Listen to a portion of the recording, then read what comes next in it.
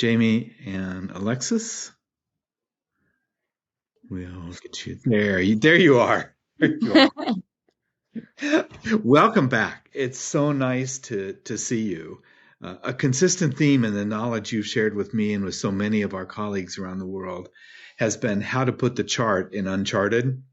And when we were going over your presentation and you picked this title, I thought, yeah, Uncharted. These two, that's their middle name.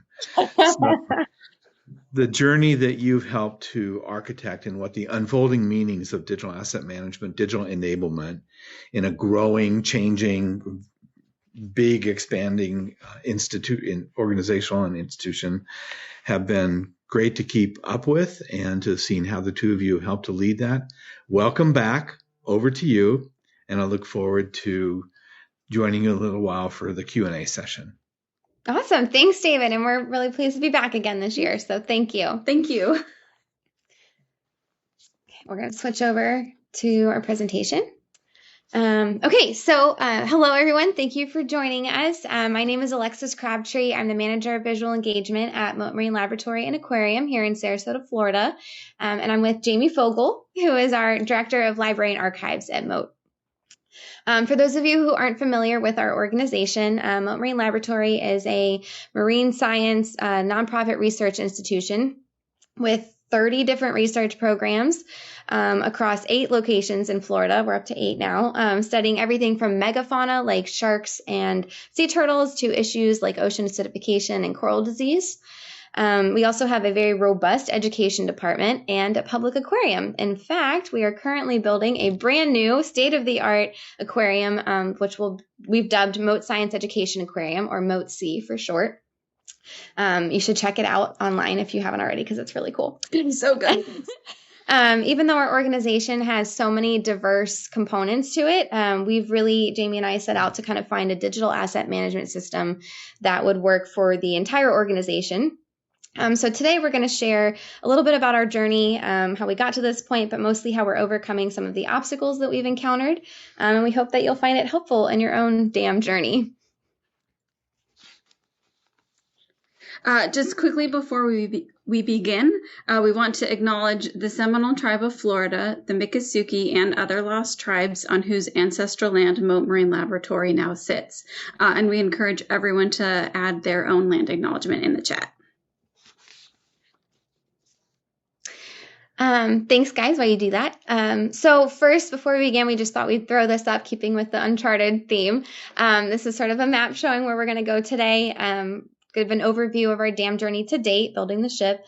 Then we'll touch on how we're harnessing sort of the people power of our dam system, working through governance issues, integrating the dam into the institution's everyday workflows, going through project management, training, and then we'll touch on some of our future goals. So the first stop on our presentation map today is a quick recap of our dam journey to date. We began 3 years ago researching different dam systems. Our search included conducting interviews with different departments across the organization to determine our needs, and then comparing different systems uniformly against that determined set of criteria. We had thought that going through that search phase and to getting approval from our CEO was a lot of work, but we were just getting started. Our system launched to Mote staff in May 2022, so about a year and a half ago. As part of our launch to Mote staff, we decided to give the system a Mote name rather than call it by the software name. To help brand the system and encourage its adoption, we chose to call it Mote Clerk. CLARK is an acronym, and it stands for Cyber Library for Accessible Resources and Knowledge, and is an homage to Mote's much-beloved founding director, Dr. Eugenie Clark. So as we go through the presentation today and you hear us talk about CLARK, that's the name of our system. And if you want to know about Dr. Jeannie Clark, go to mote.org/Jeannie. She is a badass. Pardon my French. So next stop, we're going to talk crewing our ship. So much like a large ship, Jaime and I have learned that you cannot operate your dam system alone. This diagram kind of illustrates sort of how we've harnessed the power of the people involved in our particular dam system. So at the top, you've got the captains. That's me and Jamie. We're the admins in our system, or super admins in our system. Then below that, you've got the members of our governance committee, which we'll talk more about in a second. But those folks basically help us chart our course for the whole system. We meet with them quarterly to get input on big picture questions and kind of figure out where we should focus our efforts moving forward. To be strategic in selecting your governance committee, we have that tip. The tip is be strategic, because you don't want a committee that's like too large, and so that it's cumbersome. But you do want to select people who will be invested in the system and help you champion. I knew I was going to do that. Champion it. Sorry, guys. That one's a tongue twister. I tried that so hard. So next down there, we've got the area admins, because Mote has a wide variety of materials in its system, like super diverse. We've got photos, archival collections, publications, educational materials. We need admins who manage those different groups of materials. So for example, someone from the education department is responsible for uploading and managing the educational materials. Jamie and I help them get set up, but then they kind of take it from there and manage their own little corner of the system. Moving down to the next level, in addition to being super admins for the system as a whole, Jamie and I are also area admins for our own respective areas of the dam. So I manage the marketing materials, Jamie oversees the archival collections, but with all of those extra duties that we're doing as super admins, we realized that we needed help. So we have enlisted volunteers to help us assist with some areas of those kind of admin tasks for our own areas, like editing and improving metadata, that kind of thing. Luckily, Mote has a very robust volunteer pool that we can pull from. We're very lucky. So lucky. And then finally, down at the bottom, we actually have included all of our Mote staff who are users in the system as part of the crew as well. Every member of Mote staff has access by default to view and upload certain types of materials, and then other staff have even more access to restricted areas.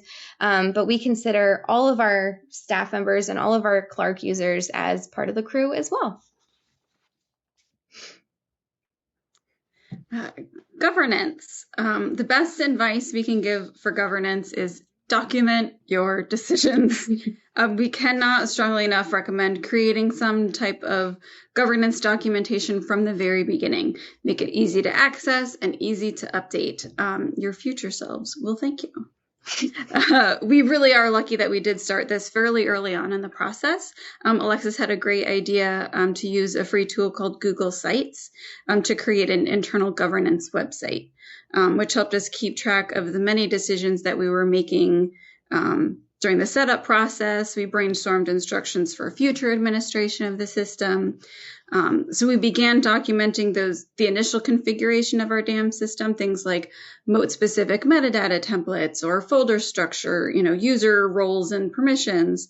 And we've continued to update it over time as the things, settings have been tweaked and perfected, with each iteration being updated on the governance site. So it's a living governance policy for current and future admins of the system. So we've also formed a governance committee, as we mentioned, with the idea that they help us vet and manage anticipated changes to our protocols and policies, and assist us as we expand implementation of the system throughout the organization.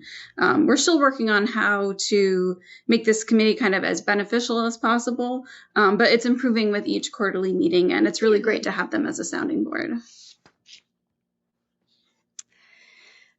So next we wanted to talk about how we've kind of integrated the dam into Mote's like everyday workflows. So sort of an overview, we're always trying to find ways, and some of those like broad picture ways of doing it. One, you can replace or consolidate your existing system. So as an example for us, our current system replaced an older system that was being used exclusively for photos. So that at least should be part of everyone's day-to-day practice of going to look for a photo in the old system. Now they're just doing it in the new system. Another way is to integrate it into existing workflows, so different other processes. So for example, Mote has actually a protocol in place where researchers at Mote receive a monetary incentive for publishing in peer-reviewed journals. they used to have to submit them by email to 3 different people at Mote who were all keeping lists. And luckily, we got approval. Jamie and I got approval when we implemented our new system to update that protocol. So now scientists are required to upload their publications directly into the DAM system in order to receive that monetary incentive. So that's been a really good way that we've taken a regular system that's already been in place, fit the DAM into it, and now staff are having to use it and become familiar with it. Plus now 3 different people don't have to keep lists because we can just pull a report anytime anybody needs one. And then That's the a last big bonus. Yeah. And then the last way is sort of just making sure you're thinking about the DAM when you are establishing new workflows that maybe didn't even exist before. In our case, working with the exhibits team for the aquarium, we've been researching display systems for tank identification. And we wanted to make sure that we were looking at about whether the DAM could be integrated into that or not. We've ultimately decided in that case that we're not going to integrate it completely, but it will be the single source of truth for all of our matching the photos with the identification, so that anything that's going live is coming through the DAM first so that my team can vet that. And another really, really big integration that we've been working on is actually integrating Clark into the back end of our new website, which is currently in development as we speak. And it'll house the records for several components of the new site, which is very exciting. And those might otherwise have lived in different systems. So we're kind of bringing everything together there. Obviously, we know that it won't be possible to integrate the DAM system into every new protocol, although we try our darndest. But we're continuously looking for ways to kind of do that moving forward. So.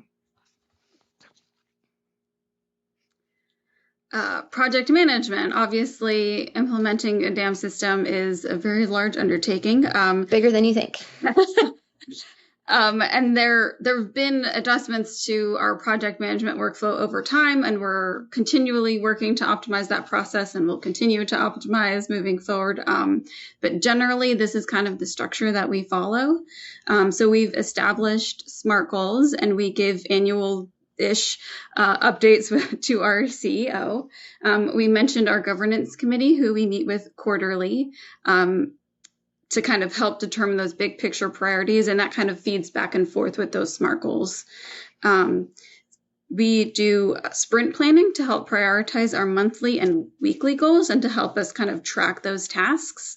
If you're not familiar with sprint planning, it's the concept to kind of break down projects into bite-sized tasks that can be accomplished on like a weekly or a bi-weekly basis. You know, it's the old adage of like, how do you eat an elephant, one bite at a time?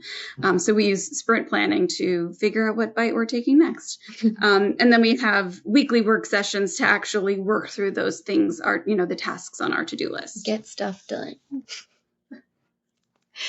Obviously, to make sure that our entire crew, including all Mote staff at Mote, are able to use the system, even though they are forced to do it in some cases with the protocols we have in place, they need to be trained in order how to do the specifics. So we offer training sessions. Jamie and I lead those. It used to be twice a month. Now it's pretty much just about once a month now that we've got most of the staff caught up.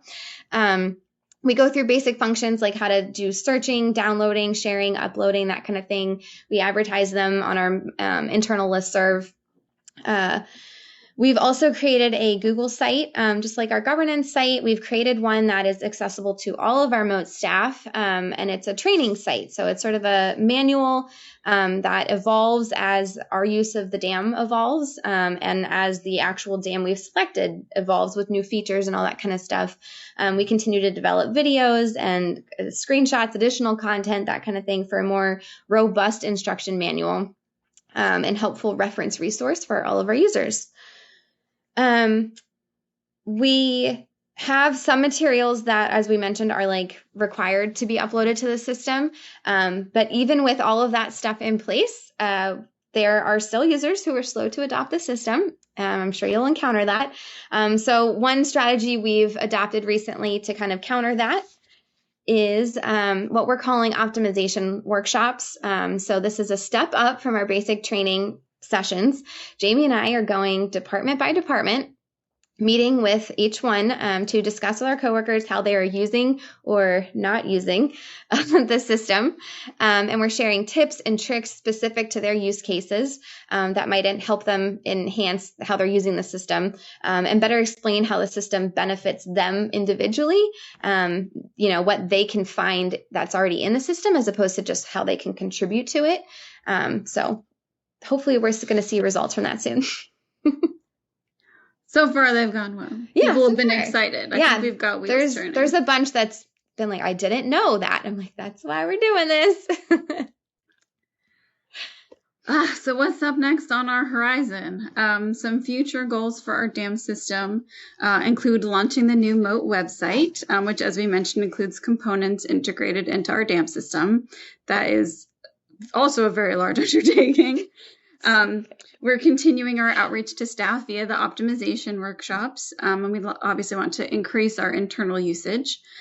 We'd like to use the dam system as a tool for more public outreach, especially for the new aquarium. There's going to be a library resource room for educational outreach, and we're also hoping to establish a public portal for the general public to be able to peruse a selection of our materials. And of course, we'll be continuing to grow the system overall, increasing the number of assets and asset types housed in the system. So thank you, everybody. That kind of wraps up the prepared part, but we're available and interested in your questions if you have any. Yeah, thanks, everyone. Thanks for joining us today. Yeah. In the slide before the last slide, there was a picture when you were talking about what's next of a ship, and it looked like an airplane in the water or something like that. Are those part of the Mote's scientific?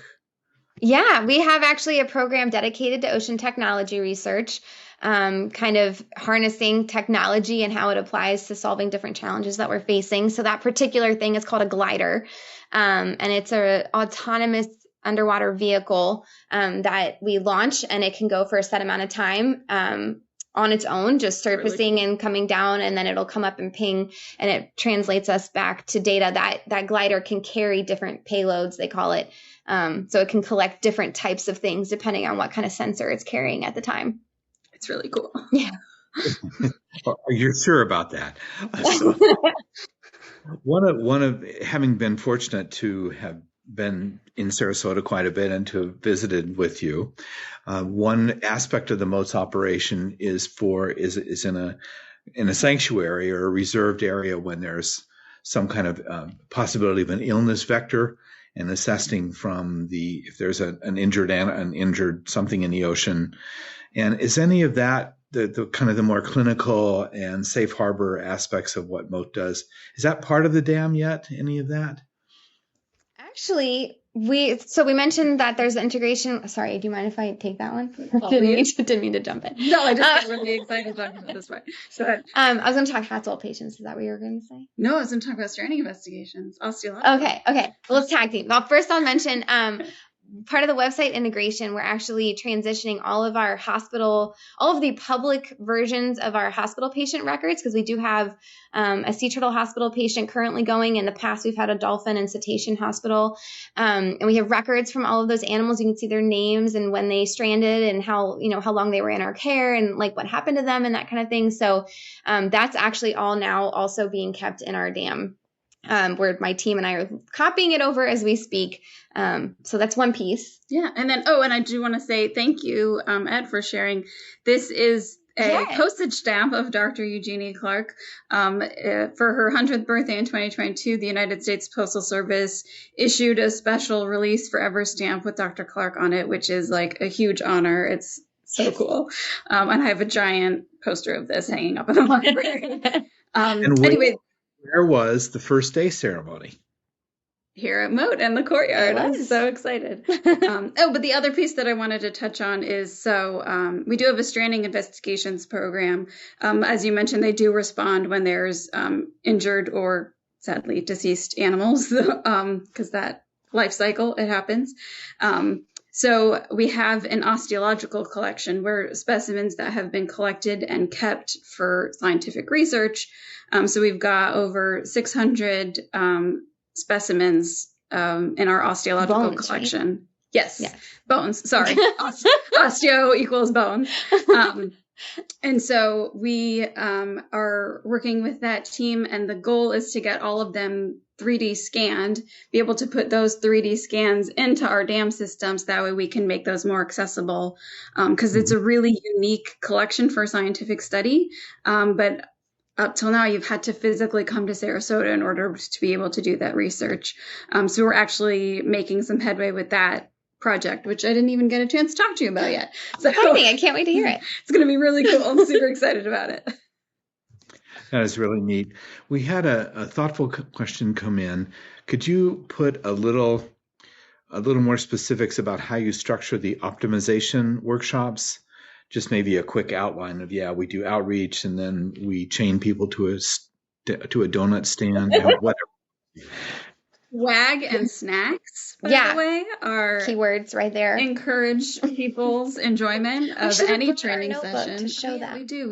We literally have like little notebooks printed with the Mote Clark logo on them, and we bring snacks, and we book it with the head of the department, and we tell them that we're kindly requesting that they make it mandatory for their team to show up with their laptops. We sit at a table in Jamie's library, and we do a really fresh, brief, if you're not familiar, here's where you search. Oh, I knew that was going to happen. That's embarrassing. Search with download and how to just use the functions of the site. But then we try to it's meant to be a workshop. It's meant to be a working session. So we ask them what do you do for your job? What are you searching for? What kind of, collections do you need to pull every now and then? So, and then we sit with them and say, okay, you should bookmark this. You should make a light box here to collect these kinds of assets. And we work through it really specifically for their needs.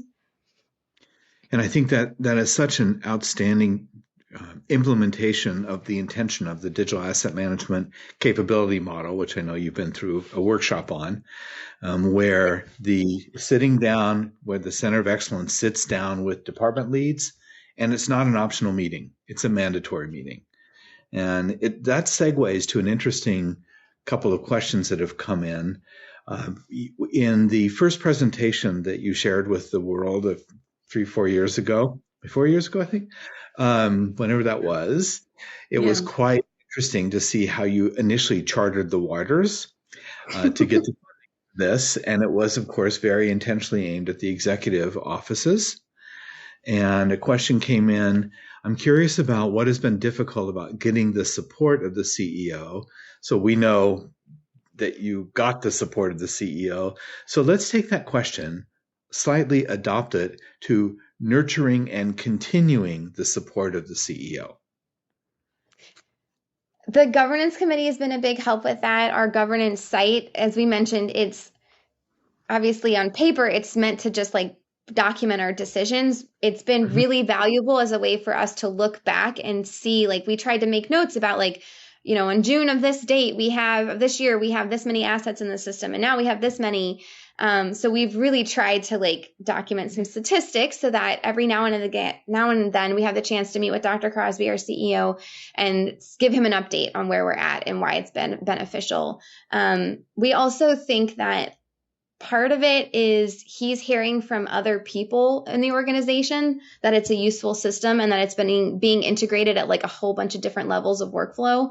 So I think that's part of the more subtle strategy to keep it keep his support going. Yeah, and I think that helped us get approval in the first place, was that stakeholder buy-in, and then that's continuing, that he knows that our implementation, the people are using the system. It's not just us saying we need this and then we're using it. It's since it's meant to be an organization-wide system, when he's hearing from other people that they're using the system, or that, oh, hey, we came up with another way to implement it for this purpose. And I know that each of our respective managers, meet with him regularly. And I know that feedback also gets passed up of kind of what's the latest that's happening. Yeah, I think subtle is both of your middle names. So is that serious or not? Only, we were going to talk about the rate that you charge for the two of you to hire out to help get DAM going, in different museums. So And that there's a logical segue to what you just said, to a very thoughtful question that came in. How do you track user adoption? So where you get a sense of, they're not quite doing what they could be doing, and maybe a comment now that you are, into this for a while, what data, what reports have emerged to have more weight through time? I mean, the number of assets is like the easy one that we've been relying on. Also the number of like sheer users in the system. I think a lot of it is actually coming out in the optimization workshops themselves. It's not really a hard data point per se. I mean, it could be if we were tracking it that way. We tend to like dive right into like just helping them use it better. But that's where we're really getting a better view, because we have sort of an abstract sense of like, yeah, the development department uses it for this. But it's often like anecdotal, like you end up having a conversation with someone in the hallway and they say something and then you're like, but did you know you could do this? Like, yeah. So it comes out in there, and we get a little bit more concrete sense, but we haven't been tracking that per se. It's more of the asset types, the number of assets of each type, and then the number of users in the system. Am I missing anything? Sounds about right. Yeah. And if you are, stay tuned. We'll have you back. So, are there any other kind of resources that have helped you, either external funding or people who have shown up at governance saying, boy, I'm really enjoying this. I want my group to help contribute, that were a little bit of a surprise or important to you? I mean, that would be all, anecdotal, like those conversations and someone mentions that they used it for something and then you're like, oh, I did know that. Yeah. I mean, this community has been helpful. I feel like we've learned a lot participating over the years.